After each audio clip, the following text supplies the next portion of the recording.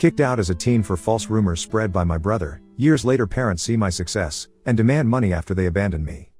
I am a 28-year-old female with a twin brother. Growing up, my twin brother and I experienced very different treatment from our parents. My parents genuinely seemed convinced for some reason that my brother was destined for greatness, while I was the so-called black sheep, just because I was more interested in playing sports or making new friends than studying. They constantly compared us, which was demoralizing and bruised my self-esteem from a young age. As a child, I had to watch my brother have extravagant parties on our birthday with his friends while I was treated like an afterthought. He often had sleepovers with his friends, while I was never even allowed to bring my friends back to our place. To be honest, I loathed every minute of my childhood. The only person in the family who seemed to care about me was my grandmother. When she visited us, she always brought me my favorite chocolates and occasionally slipped a few dollars to me so that I could treat myself later. As the years passed, this blatant favoritism for my twin brother gradually transformed into emotional abuse directed at me. My parents would openly mock my grades and belittle my hobbies. It felt as though no matter how much I tried, I could never meet their expectations of being the perfect child. Although I was good at sports, they barred me from participating in extracurricular activities as they wanted me to concentrate only on studies just like my brother. It was frustrating, and I felt helpless as a child. Later in my sophomore year, I got grounded yet again, and this time, the crime? Having Snapchat on my phone. I had done absolutely nothing wrong except like all teenagers at my age I had downloaded this app to stay connected with my friends. However, according to my parents, this was a huge crime and a breach of their trust as they had forbidden me from communicating with my friends. They went batshit crazy on me and threw all my stuff around the room. They then took the doors of my hinges and told me that I would have no privacy as long as I lived under their roof. Watching my parents abuse me this way, my twin brother instead of supporting me made my life worse. The toxic environment created by our parents' unjust actions allowed him to exploit the situation to his advantage. He adopted a pattern of lying about me, falsely accusing me of things I never did so that he could get away with everything. If he stole something, he'd effortlessly shift the blame to me, and my parents, already inclined to believe the worst about me, readily accepted his lies. He would demean me in front of my friends at school and would make fun of my appearance. Despite this, I had a wide circle of friends at school because I was approachable and open to making connections. My twin, however, struggled socially, and he started to resent that I could talk to people while he, as an introvert, felt awkward. This jealousy reached a boiling point during our 14th birthday party when no one showed up for him on his birthday. I have no idea why his friends did that to him, but in stark contrast, my friends took me out for ice cream and I had an overall wonderful day. This infuriated my brother further. To take revenge, my brother began to spread false rumors at school about me where he would portray me as a spoiled brat. He would falsely tell everyone that I was allegedly physically abusing him at home since our parents loved him more. Unbeknownst to me, he took things to a disturbing level. To fabricate evidence, he would punch himself, purposefully inflicting injuries like a black eye or bruised shoulder. The next day, he would confidently walk into school, displaying the self-inflicted injuries as proof of my supposed violence and make up stories. Whenever our parents questioned him about the injuries, he would lie saying that it was due to innocent activities like playing football with his friends. The lies and his alleged black eyes started to gain traction, and people began to believe his distorted version of events. It wasn't long before whispers started circulating, and even my friends began to look at me with suspicion. At first, I noticed subtle changes. Friends who once chatted with me in the hallways suddenly became distant. Invitations to group hangouts became fewer and farther between. It was like a switch had been flipped, and people were hesitant to associate with the supposedly spoiled girl accused of violence. One day, I mustered the courage to ask my ex-best friend why things had changed between us. She opened up about how my twin brother had been spreading rumors about me. She revealed the detailed lies he had told everyone, accusing me of things I had never done. I was shocked to hear her words. The feeling was a mix of disbelief and betrayal, as if the ground beneath me had given way. My brother, someone I grew up with, was spreading lies about me, accusing me of things I would never even dream of doing. It was a betrayal that cut deep, leaving me with a knot in my stomach and a heavy heart. I confronted my brother the day after our school, but he chose to ignore me. I begged him to stop lying about me, but he smirked at me and told me that I deserved to rot alone. I was at a loss for words because his lies and behavior were starting to scare me. I wanted to talk to my parents, but I was afraid that they would believe my brother over me. The isolation stung, especially because I had always been open to making friends. It felt like my brother's jealousy-fueled lies were tearing down the connections I had built over the years. Teachers, too, began to catch wind of the rumors. It was a surreal experience, as if I were living in a parallel reality where my true self was overshadowed by the malicious stories spun by my own twin. The lies had grown beyond mere teenage gossip. They were now shaping how people truly perceived me. The nasty rumor quickly reached my principal's ears, and then my worst nightmare came true. The principal immediately called me and my brother into his room as well as our parents so we could discuss these alleged rumors. I sat there, heart pounding, as the principal demanded the truth. I hoped my brother would finally come clean, but instead, he doubled down on the lies. He straight up told the principal that, yeah, the rumors were true and painted me as this bully who went around beating him up when our parents weren't around. I couldn't believe it. Shock washed over me as my brother continued spinning this twisted story about how I was angry at him for getting more love from our parents. It was all a bunch of lies, but he stuck to his story like glue. My mom began to cry hearing my brother's story, holding on to my brother like he was some kind of hero. My dad tried to comfort my brother, telling him that it was brave for him to speak up and that he was not going to make sure that nothing would ever happen to him after that day. I tried to defend myself, pleading with the principal that it was all made up. I felt like I was drowning in a sea of accusations, desperately trying to swim to the surface. But my brother kept at it, insisting that I was this angry, violent person taking out my frustrations on him every day. My mom's tears kept coming as she held onto my brother, giving me accusing looks. It was like fighting against a wall of belief in my brother's made-up story. My principal reprimanded me strongly, saying the school didn't tolerate bullying and these were grounds to suspend me. I pleaded with him not to suspend me, but he shook his head, saying he couldn't just let it slide. I begged him, tears streaming down my face, trying to tell him that I didn't do anything to my brother. The principal firmly told me that I would be suspended for 10 days so that others see this as an example to never bully anyone. It hit me hard, and I started crying even more, practically begging him to reconsider. My parents, angry and embarrassed by the whole situation, dragged me out of the principal's office. I didn't want to leave. I wanted to plead my case, and make them understand, but they were having none of it. We left the school, my heart heavy with frustration and humiliation. When we got home, things took a drastic turn. My dad started packing up my stuff out of the blue.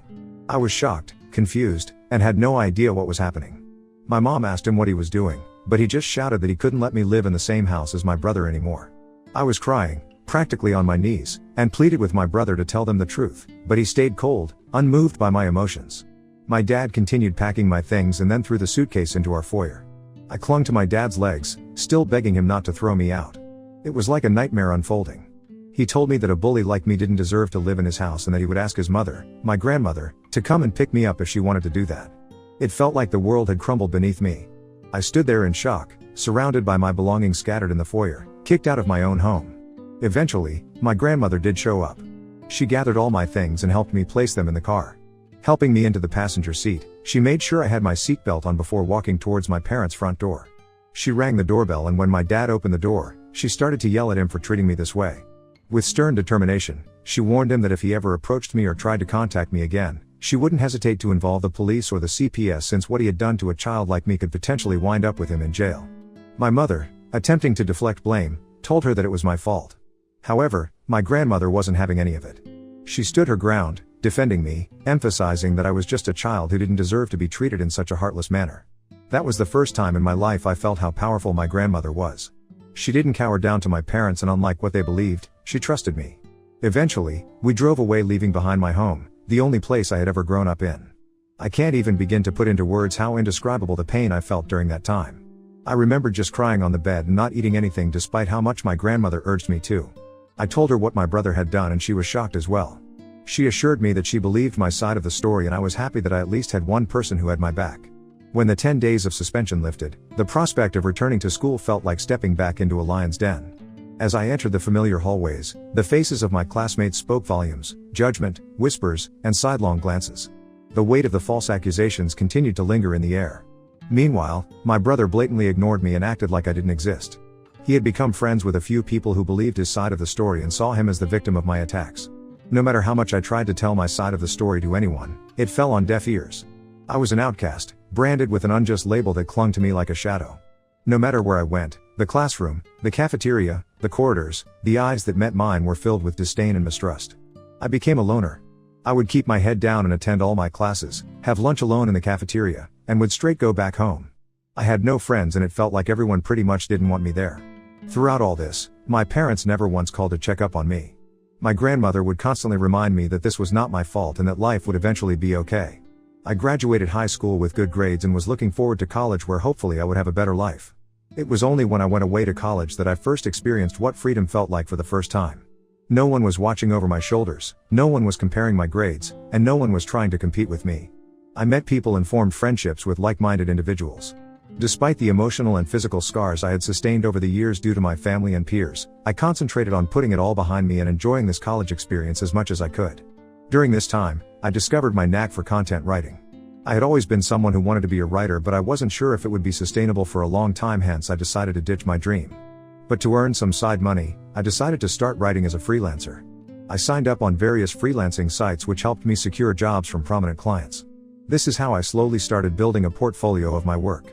Throughout college, I maintained this side hustle and never asked for a penny from my parents.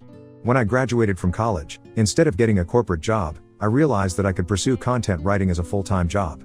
I was doing quite well because of the multiple clients and the long-term professional relationships I had with them, which allowed them to rope me in multiple projects of theirs.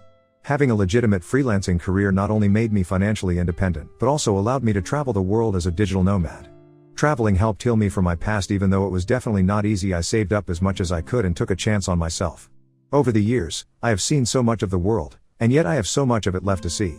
The only person who I considered my family throughout all this was my grandmother, and I absolutely adored her. She was very sad when I moved out, but she understood that I needed to be independent on my own.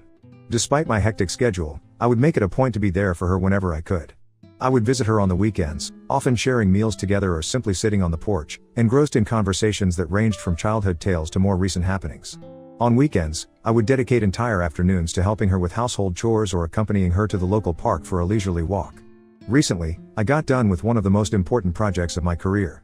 I can't mention the brand, but I was extremely lucky to write blogs and product descriptions for them.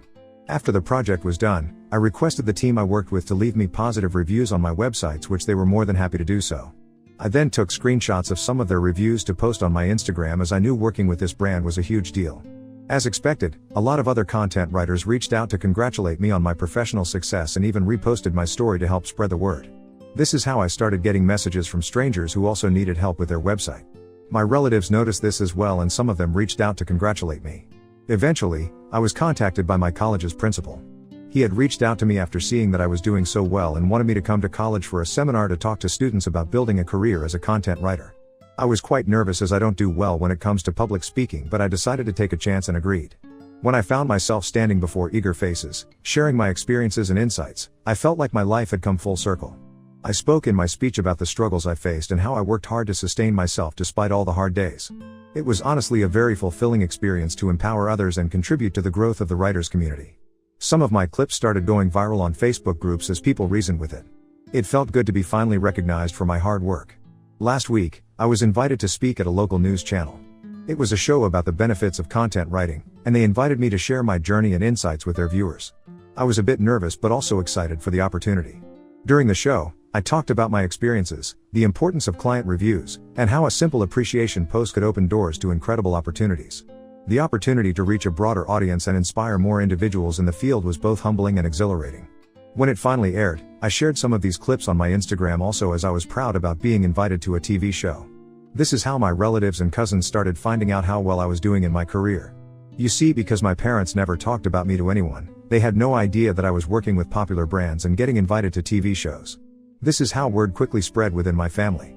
I guess this TV interview must have finally reached my parents' ears also, because just a few days later, I was working on another project and had my phone on silent. When I was done with my work, I checked my phone and to my surprise, there were 6 missed calls from my mom. I was honestly shocked to see her name on my phone, as it had been a long time since she had called me. After all those years of silence, I couldn't fathom why she was calling me. I hesitatingly called her back and she picked up immediately. I asked her if everything was okay and my mom started to congratulate me.